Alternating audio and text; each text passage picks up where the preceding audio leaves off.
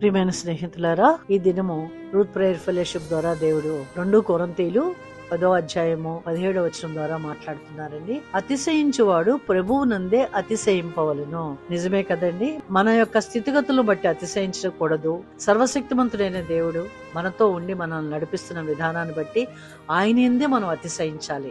మన స్థితిగతులు, మన చదువులు, మన ఉద్యోగాలు, మన స్థాయిలు ఏదైనా కానీ కలిగి ఉన్న దాన్ని బట్టి మనం అతిశయించక సృష్టికర్త అయిన దేవుని కృపలో మనం ఈ విధంగా ఉన్నామని సృష్టికర్త అయిన దేవునికి మనము స్తుతి చెల్లిస్తూ ఆయన యందు ఆనందించాలి, ఆయన యందు అతిశయించాలి. ప్రార్థన చేద్దాం. సర్వశక్తిమంతుడైన దేవ, జీవాధిపతి, మీ కృప మీ కనికరం వలన మేమును మా బిడ్డలను క్షేమముగా ఉన్నాము.